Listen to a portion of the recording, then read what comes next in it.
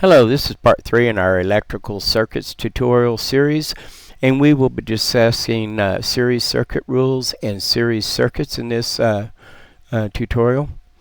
So we have a set of rules that we have to abide by for a series circuit. If we violate any of these rules, the circuit will not work.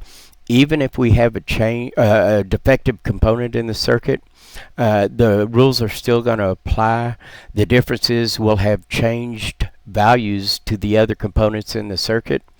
Rule 5 down there, the power rule, the sum of the power dissipated by individual components equals the total power.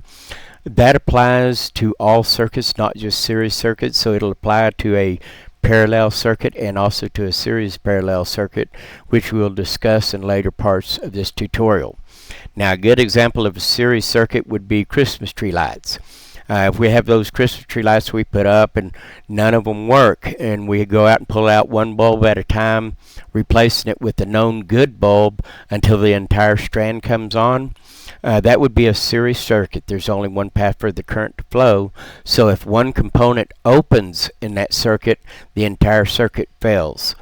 If you've had a set of Christmas tree lights that a bulb goes out and half of your lights go out, is simply because you have two series strings in that strand of Christmas tree lights. This is a schematic, a wiring schematic, our map of how to wire something. And a few little things about it. This symbol right here, that is the battery symbol. It is a cell symbol, actually, which is the smallest component of a battery. We use the cell rather than linking multiple cells together just to save some real estate. The long bar on a cell is always the positive. The short bar is always the negative. Up here at the top, we have that zigzag line. That is a schematic symbol for a resistor. A resistor is a load. This would be R sub 1. This one would be R sub 2. This one would be R sub 3. Now, even if they're not numbered, you can number them like that. Whenever I'm using subscripts, like the R sub 1, that subscript is just an identifier so that we know what component we're talking about. That way, when we start getting good and bad components in there, we know what's what. If I use a subscript of T, that's meaning we're talking about circuit totals. Now, to make this schematic a little bit less congested and less confusing, I've taken the control device out of the circuit. The control device would be a switch, a relay, a solenoid, a transistor, a PLC, something to that nature that controls the circuit to energize and de-energize the circuit. Now, to be able to tell if it's a series circuit or what kind of circuit it is, we're going to trace it, and as stated in part 1, I go by the electron flow theory. And so right now we only have one path for the current to flow. We go through our first load, we still only have one path. We go through our second load, we're still at one path. Through our third load, we're still at one path. Full circle back to our cell or our battery, our source, our power source. And so, by definition, since there's only one path for the current to flow, this is a series circuit. We're going to be using ear and pie thumb wheels that we discussed in part 2. And the series circuit rules we just saw to calculate the expected values that we should expect to see. Now, when we're doing our calculations, we use the values that the component is supposed to have.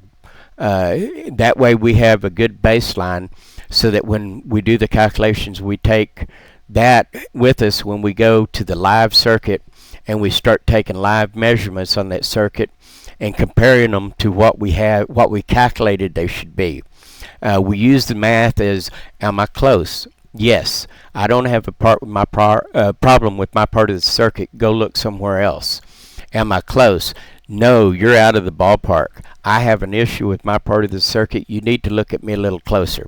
That's what we use the math for.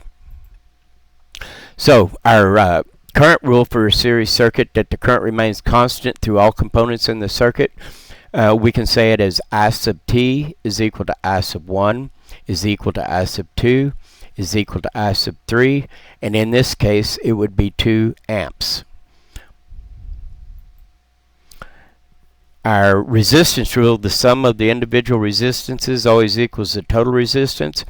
We could say R sub t is equal to R sub 1 plus R sub 2 plus R sub 3, which would be equal to R sub 1 of 20 ohms plus R sub 2 of 10 ohms plus R sub 3 of 30 ohms equals 60 ohms total. Our voltage rule for series circuit, the sum of the individual voltage drops always equals the total voltage. So we could say E sub t is equal to E sub 1 plus E sub 2 plus E sub 3, which would be equal to E sub 1 of 40 volts plus E sub 2 of 20 volts plus E sub 3 of 60 volts, equaling 120 volts total. We could use Kirchhoff's series circuit voltage rule also, which simply states we take the total voltage and subtract the individual voltage drops and it will equal 0. It says the same thing, it just says it a little bit differently. Our power rule now here, remember rule 5, not only applies to series circuit, but it also applies to parallel and series parallel. It will always hold true. The sum of the individual, of the power dissipated by the individual components will always equal the total power. So P sub t is equal to P sub 1 plus P sub 2 plus P sub 3 would be equal to P sub 1 of 80 watts plus P sub 2 of 40 watts plus P sub 3 of 120 watts equals 240 watts. We can use the pi wheel, and our power is equal to our current times our voltage. So we take our total current of 2 amps and we can multiply it by our total voltage of 120 volts and get that same 240 watts. Here's the circuit enlarged so you can see the values with each component. Over by the source will always be where we put our totals on this. And this concludes part 3 of our tutorial series. Thank you.